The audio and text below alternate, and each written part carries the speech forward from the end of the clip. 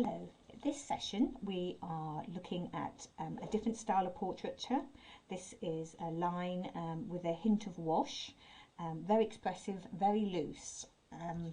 This is one example. Here's another one. These are just images that I've taken off the internet. This one, as you can see, it's just a lot of black lines, focusing very much just on the face with just a hint of an idea of a sort of headscarf here and the shoulders there. This little boy, it's very much just focusing on the facial features here. The idea of the hair up here is very loose. Both of them have been done in ink. We will have to just be using our fine liners, and they've done them on slightly coloured backgrounds. We'll just be doing it, well, I will just be doing it on white for the moment. I'll just be working on white card, so that when we add a little bit of wash it won't buckle too much. So we're going to start off by just tracing out the basic shape of a face to work from. So here's good old George Clooney. Thought I'd use a different face for a change. Plain white paper, pop down the carbon paper and the image you want to choose. I'm just going to tape it down just a little bit, but we won't be spending too long drawing it out, as we just want the very basic features. So there we go, just putting in the eyes. Again, a strong line for the top of the eye is fine, putting where the pupils are, flatten that iris for the bottom line, the bottom eyelid, put in some marks for where the eyebrows are, over here. As you can see, I'm not being precise because this style of drawing is not overly precise. We just want to get the features in the right kind of position. But we're going to be working over the top in the fine liner in a very loose style. We can put where his ears are, the hairline, a few marks, just marking in where the hairline starts, quite shaded here, down, across the jawline,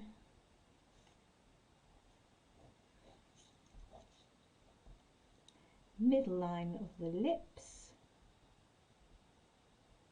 mark where the shadow of occurs underneath that bottom lip. Again, still keeping in mind less is more when it comes to that nose. So we're just putting in the nostrils, the bottom of the nose, a little mark at the top to show where a little bit of sort of shading comes, the shadow is. A few marks there.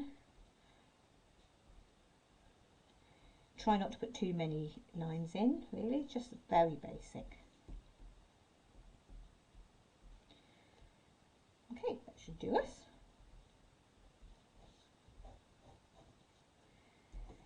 Peel him off. There we go. So we have our basic face here. Now reminding ourselves, again, very loose indeed. Lots of almost additional lines. It's almost as if you could just draw it with your wrong hand. So if you were right-handed, you would draw it with your left. That way you would definitely get that looseness of line, which can actually be quite difficult to achieve. And here you have lots of mark making going on. So I'm going to get my fine liner and keep the photo next to me to work from. Okay, now I'm going to try really hard, and it actually goes against my natural style, to keep it very loose indeed. Actually holding it near the end of the pen helps you keep that looseness of line, and it's very much like scribble drawing, really.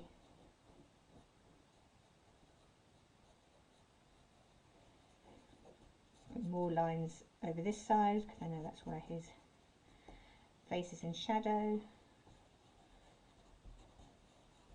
So as you can see, when I did this line here, then instead of taking my pen off and doing that line, I actually just moved the pen up, move it up.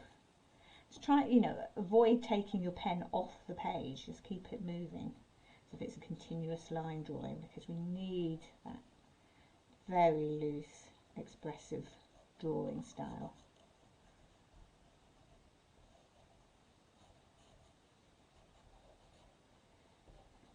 Okay, can go in and do his eyebrows, keeping it loose. Put quite a bit of ink on over that top eyelid. Eyes, even when they're done really loosely, need to be quite well defined, so that they're often the focal point of that image. I'm not putting in a bottom line here of the eyelid. Again, try not to put too much detail on that nose, still leaving it alone.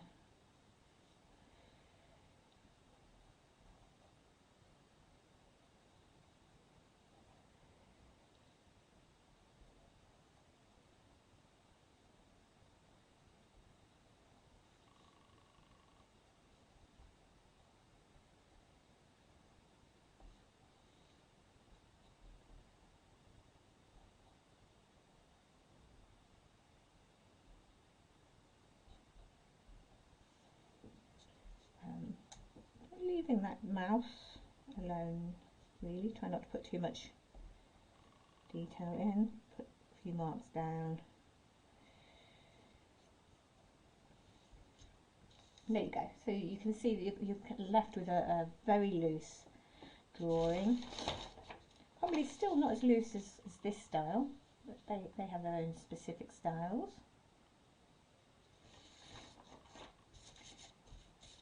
As I tend to draw naturally quite accurately, it's quite hard to sort of let go and just put in all sorts of random marks, but do try, because we are aiming for that very loose style.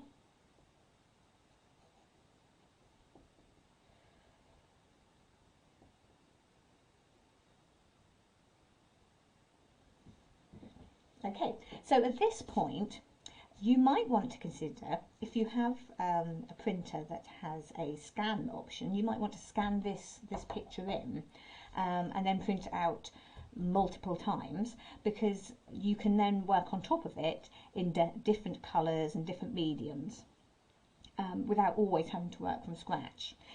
If you haven't got scanned, then you can simply take a photograph of it and then print it out from your phone or your iPad, whatever it is. And then once you've printed out the image, you can experiment on top of it and know that you're not going to have to start from scratch every time. Something that we tend to do a lot at school when a kid has done a drawing that he's very proud of, but he doesn't want to do anything over the top of it because he really likes it. Then you just get them to work on top of a copy. Now, we're going to turn this into a wash drawing by just adding a little bit of water. So this image here, the ink has been done, the drawing has been done in red ink, and then they've added a bit of a wash to help that ink run, which is where you get that pink, that reddy pink effect from. So keeping that movement still very loose.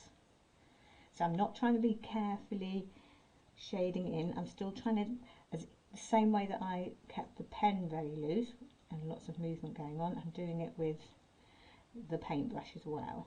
I have to control it a bit more, I feel, by the eyes.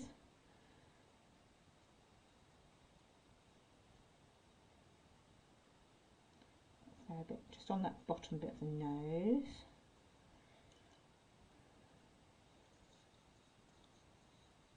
Again.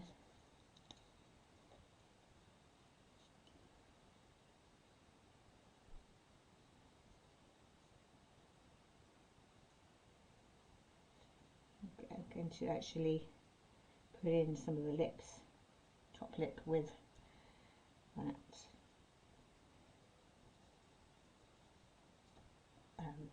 ink that we've run off.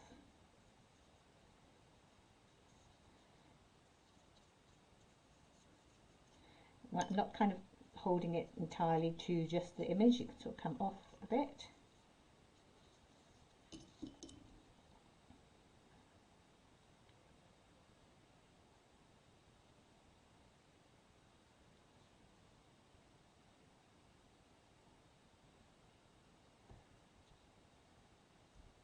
There we go.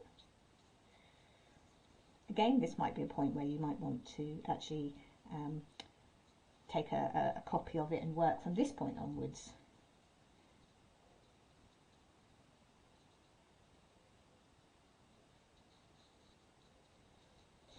You might find that you're actually really pleased with what you've done to this point, and you don't want to spoil it by adding blobs of random colour to it. So, which is why you might want to copy it and just work on top of different copies. Again, it's still definitely more precise than either of these two.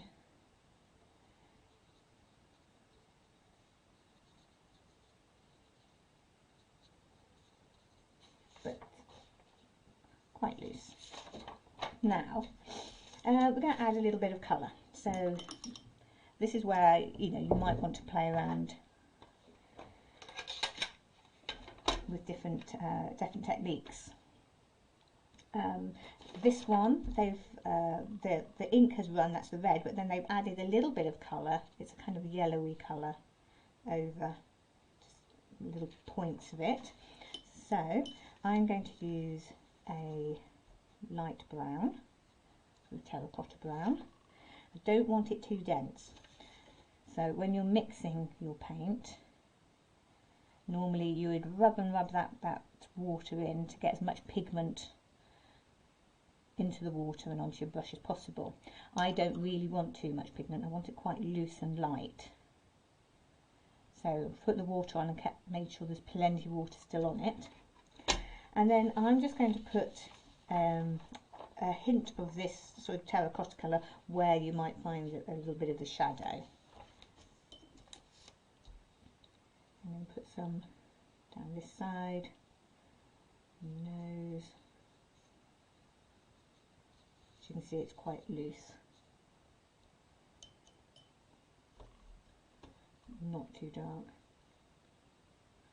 Put some under there.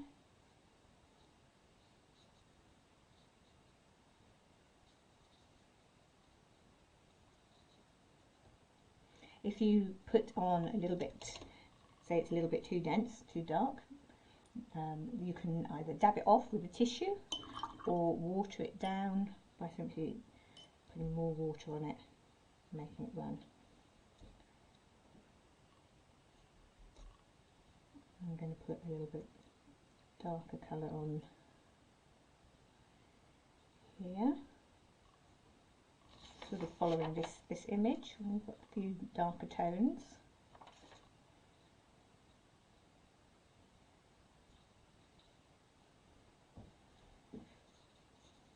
The brown is quite nice because it keeps it into a sort of sepia kind of picture. So what you would traditionally still think of almost as a black and white picture. We're not trying to be realistic at any point. This is not supposed to be skin tone. We're just using a bit of colour as a different kind of tone for the drawing. A bit over here maybe. Try and loosen that up.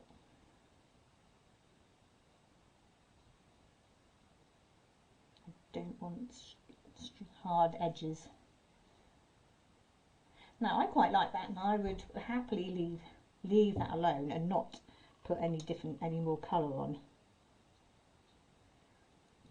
I quite like, you've got the slight purple already where the ink has run, with a hint of the terracotta. That's rather nice.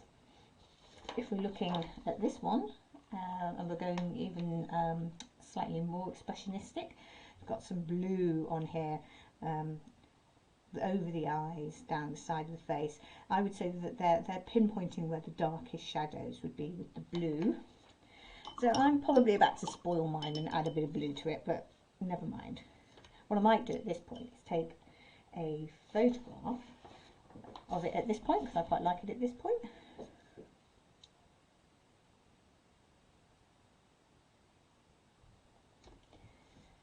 And then I can always use print out my this part and use that as a final piece of artwork.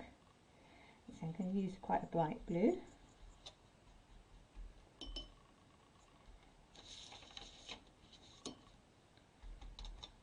And I'm going to follow the idea of this image. I'm just going to go take it across the eyes a bit.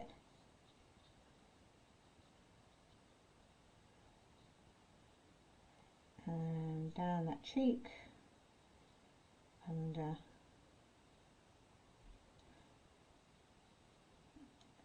the lip,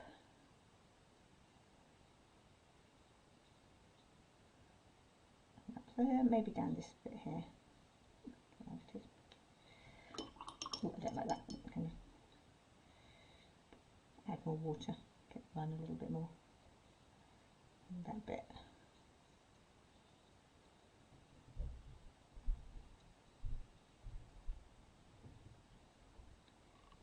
Just a tad in here. And to be honest, I think I'm going to leave it at that. I haven't completely ruined it, so. Don't think it looks very much like Mr. What's his name? Mr. Clooney. Not a very strong likeness. And the bottom lip is a bit big, but never mind. So that's the technique we're looking at. So pen and wash, very loose, and adding just splashes of colour. Mine still ended up not as loose as this. Well done if you can get that loose. As you can see with this one, she's added some white as well. We've added a little bit splash of white. And it's quite nice they've actually managed to do it on a coloured background, which is very nice. If you had a paler coloured paper that's thick enough to take some watercolour, that would be good. It would not work on sugar paper, the coloured sugar paper that you've been given. You can't add repaint to that, it's too absorbent. But if you've got some buff coloured card, that might be quite nice. Okay, well, good luck, and I will enjoy seeing the fruits of your labour.